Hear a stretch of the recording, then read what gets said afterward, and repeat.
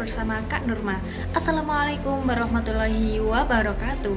Halo adik-adik, hari ini kita akan belajar mengenai biografi Salahuddin Al-Ayyubi. Siapa sih Salahuddin Al-Ayyubi? Yuk kita belajar sama-sama. Biografi Salahuddin Al-Ayyubi merupakan bagian materi dari kepemimpinan Salahuddin Al-Ayyubi, materi kelas 8, fase D, semester 2. Adapun capaian pembelajaran dan tujuan pembelajaran dapat dibaca sebagai berikut. Salahuddin Al-Ayyubi memiliki peran yang sangat besar dalam sejarah Islam. Salahuddin Al-Ayyubi adalah pendiri dari dinasti Ayyubiyah. Beliau memiliki nama lengkap yaitu Salahuddin Yusuf Al-Ayyubi Abdul Muzaffar bin Najmuddin bin Ayyub bin Sodi. Beliau lahir di Tirkit dan wafat di Damaskus. Salahuddin Al-Ayyubi merupakan khalifah pertama sekaligus pendiri dari dinasti Ayyubiyah. Salahuddin Al-Ayyubi adalah putra dari seorang politisi besar, yaitu dari Najmuddin. Najmuddin adalah ajudan terbaik yang dimiliki oleh Nuruddin Zanki, sekaligus pernah menjabat sebagai gubernur pada masa pemerintahan Imaduddin Zanki. Salahuddin Al-Ayyubi juga merupakan keponakan dari seorang jenderal besar, yaitu dari Asaduddin Sirkuh, di mana Asaduddin Sirkuh merupakan jenderal pada masa dinasti Fatimiyah.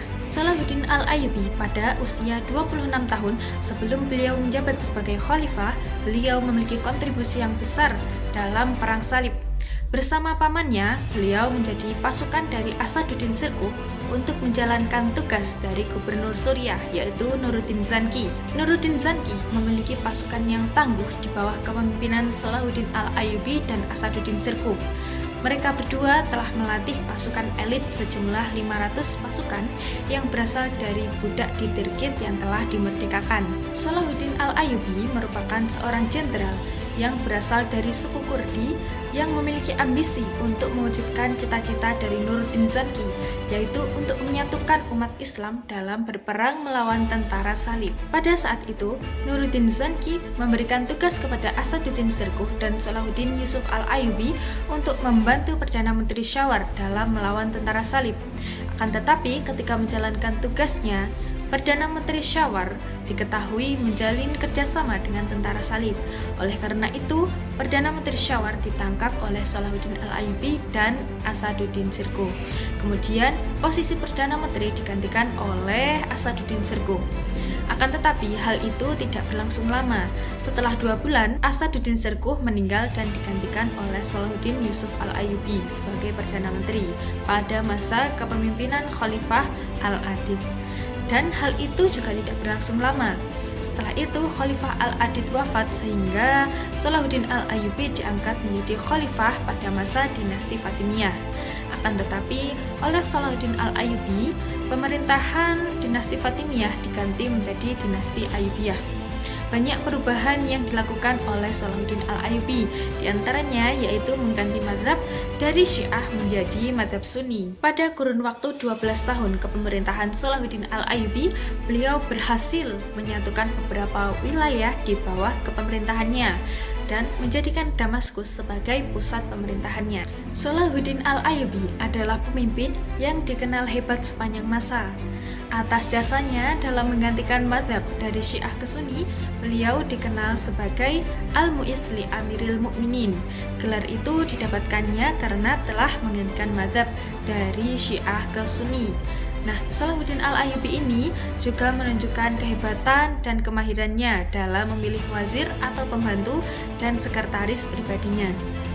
Berikutnya yaitu upaya Salahuddin Al-Ayyubi dalam memperkuat paham Sunni dan mengurangi pengaruh Syiah pada saat itu. Yang pertama yang dilakukan adalah memilih qadhi dari kalangan Sunni.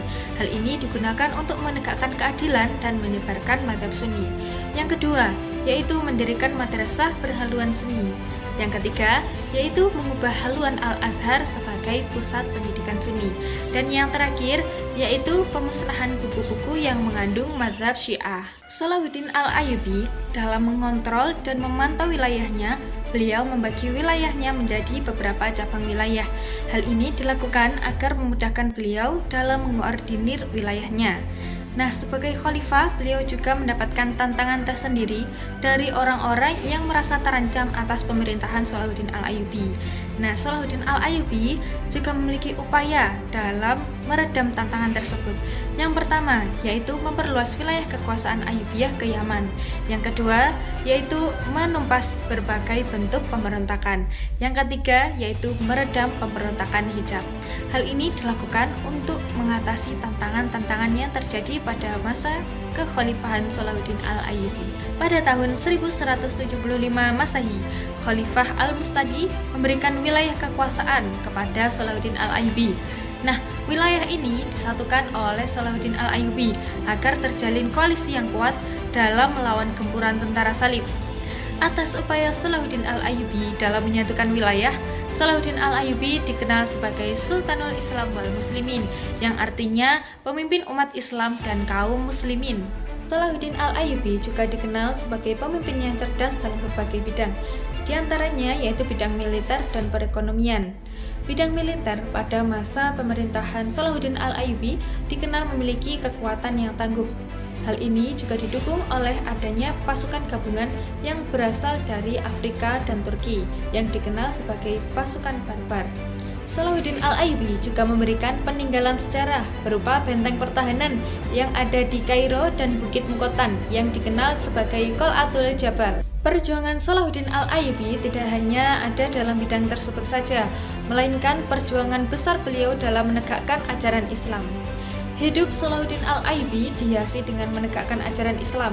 Sikap toleransi yang telah dicontohkan oleh Salahuddin Al-Ayyubi patut kita contoh dalam kehidupan sehari-hari. Sikap keperwiraan beliau ini tidak hanya diakui oleh umat Islam, akan tetapi kaum Kristen juga mengakui kehebatan beliau. Sebagai pemimpin yang hebat, Salahuddin Al-Ayyubi memiliki sikap yang patut kita teladani dalam kehidupan sehari-hari. Di antaranya yaitu menjadi pemimpin yang berjiwa kesatria bertanggung jawab pada negara dan agama. Dan berikutnya yaitu nilai toleransi yang tinggi yang telah dicontohkan oleh Salahuddin Al-Ayyubi. Nah adik-adik, kisah Salahuddin Al-Ayyubi mengingatkan kita bahwasanya sejarah tidak hanya untuk dikenang, akan tetapi untuk dipelajari dan diteladani. Semoga nilai-nilai yang terkandung dalam biografi Salahuddin Al-Ayyubi dapat kita contoh dalam kehidupan sehari-hari. Demikian yang dapat saya sampaikan, kurang lebihnya mohon maaf. Wassalamualaikum warahmatullahi wabarakatuh.